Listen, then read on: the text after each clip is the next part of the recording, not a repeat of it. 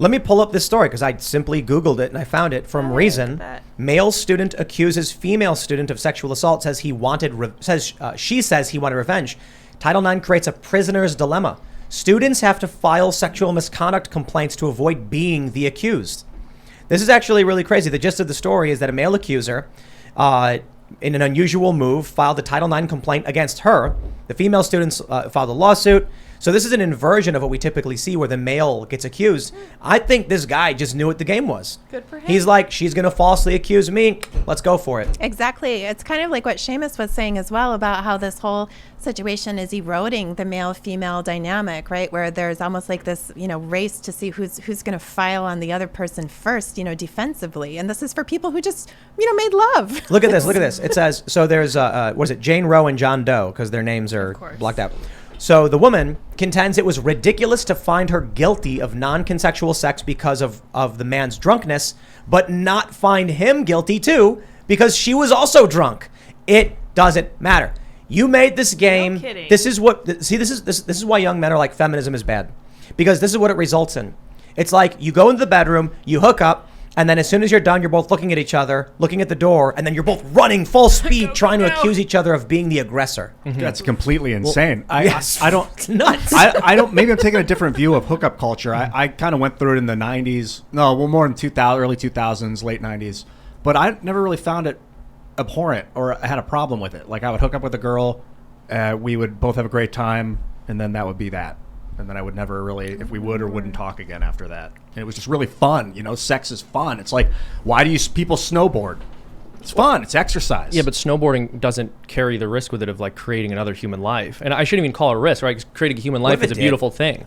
But what if like you went this brings life into snowboarding the and when world. you got to the bottom of the mountain, you just had a baby and you were like, what am I doing? Then you know what? We would have some very strong social stigmas around who you went snowboarding with, probably, and how often you snowboarded, and whether you were snowboarding outside of marriage. I think that's true. Dad, where do babies come from? Well, son, when a man and woman love each other, they go snowboarding. By the time they reach the bottom of the mountain. What about the people who ski? That's unnatural.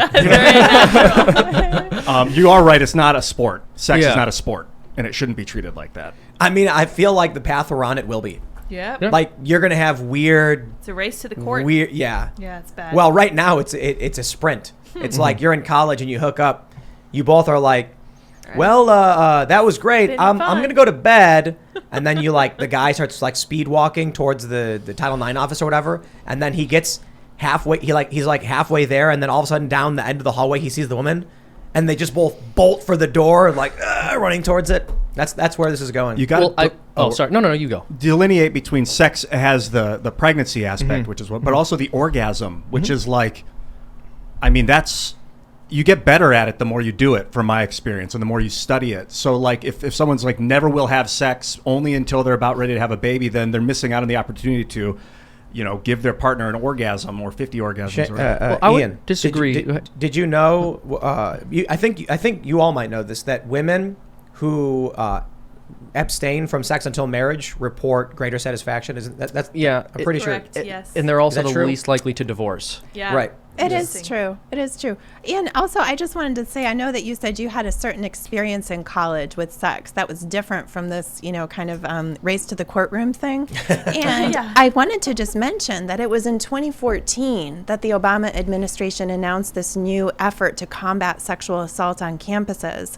And I think that's really when this whole thing of like Title IXing somebody and like, young men, if they're accused, that they have to be removed immediately, like while this kangaroo court situation happens. So if you were able to graduate from college before 2014, it might have been a different world back then. It was in 2001 is when I graduated. Oh, yeah. Well, I've sort of said this before. I'm a traditionalist. I wear that on my sleeve. But what the left often does is, in the long run, after they've broken down the social boundaries, they try to imitate traditionalism, but in a much more convoluted way. And so what we see is, as it would be the case in the past, people do get in trouble for having sexually immoral encounters, but because we don't know how to label a consensual sexual encounter as immoral, people jump to it was assault. Now, obviously, yes, there are people who are genuinely assaulted, and there should be resources for them, but it just happens to be the case that they have this entire infrastructure set up with these kangaroo courts, which, as we've described, will punish people for a crime that they did not commit. It will charge them not as someone who's fornicated, but as someone who has raped. Mm-hmm.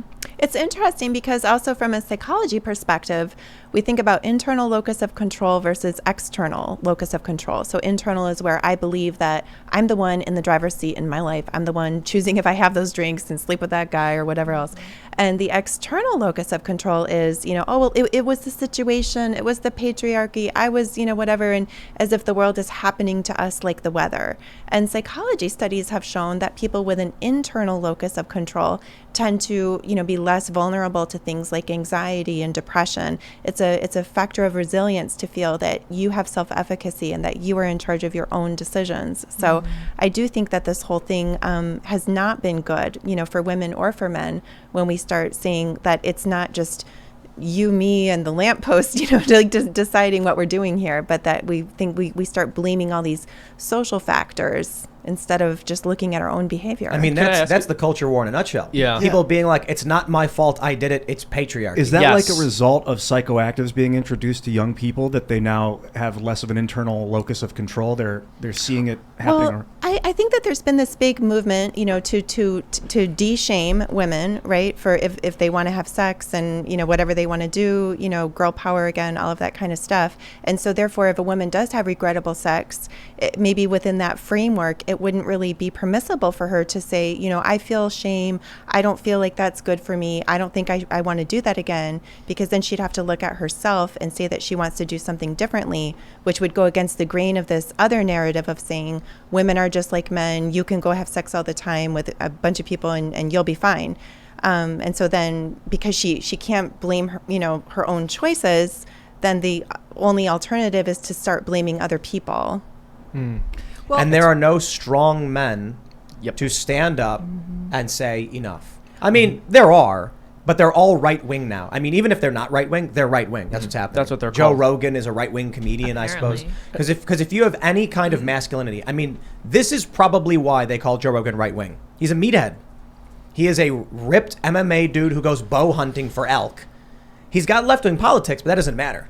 He's masculinity. Yeah, you need a dude that'll stand up and say enough, but also that will cry in feeling what she is feeling, like Jordan Peterson. So I think he's kind of the embodiment of the strong man right now. Peterson seems to be, although he's not a meathead, and I don't know what he benches. I think when we had Tyler Fisher on the other night, and he said that he was raised by two dads. He said that he was very much woke and everything until he started listening to Jordan Peterson. And Jordan Peterson helped him get his life in order. And I'm like, that's exactly why they fear Jordan Peterson so much. Teaching young men personal responsibility, teaching young men to be masculine. That is very dangerous for people who don't want that balance brought back to the force. Absolutely. And so I've said this before on the show. I honestly mostly blame men for feminism. I think the reason women are acting like men is because men are acting like children. And people will usurp the roles that are not being fulfilled by the people who are responsible for them in some sense. And so I think we're in a position where society has basically, as you've mentioned, put a lot of emphasis on areas where we think women might be falling behind relative to men. Whenever men are falling behind, that's never really considered a problem. And so now we have a system where women are actually able to contribute to the economy in the workforce in a way that a lot of men can't compete within the romantic marketplace. And so, A, you have that, but then B, it's far outside of an economic issue. It's also an issue of virtue. Like, men are not taught to see women as people who they should love and protect and care for. Think about what porn has done to men's brains. It has convinced them that women are objects for their own sexual pleasure and not human beings who they should love and commune with and genuinely care for and protect. Well, to tie together what you were saying about women being told they shouldn't feel ashamed for sleeping with a bunch of men, it makes me angry to a certain degree that women are told that they need to behave like men. You need to work, you need to fight, you need to do all of this stuff. You need to take action against people who take advantage of you. You don't actually need to do that. And the fact of the matter is that men and women view sex very differently. I understand that. I'm okay with that. I'm not fighting against that because it's a biological imperative. Women connect much more deeply than men with sex on a very emotional level because women tend to be more emotional. And that's okay. That's fine. That's wonderful. It's beautiful. Men are not the same. Even on a neurochemical level. Exactly. Like, women release a bunch of oxytocin. It's really crazy because did you know that the better the sex is, the more orgasms the woman has, the more oxytocin person she releases. Right. So the more bonded she gets to the guy, Wow. the better the sex is for Exactly. her, which is awful, right? Because like if you go out and you're going to have that one night stand, well, it better be good, right? Like, you're not doing it for relationship fulfillment, right? It's just sex, and then you end up getting like really bonded to the person. Well, right? that explains why women who are abstain from sex until marriage tend to report greater satisfaction. Of Makes course. sense. So I read that. I'm not saying I know for a fact. I don't have the evidence pulled up, but that is the case. I And believe. for men, the more like orgasms and the more forceful orgasms that You're they spreading have, your seed. Fine, great. and the more testosterone they get, their Yeah. testosterone rises and rises, which makes them, just more and more independent and all these other things. Right. So, it's really hard for women. Thanks for checking out this segment from the Timcast IRL podcast. But if you want to check out the full show live, tune in Monday through Friday at 8 p.m. And if you want more special access content, head over to timcast.com and become a member. Your membership helps sustain this company, keep our journalists employed, makes this show happen, and you will get access to exclusive members-only segments of the Timcast IRL podcast, and there's a massive library to check out. So again, go to timcast.com or tune in Monday through Friday at 8 p.m., and we'll see you all there.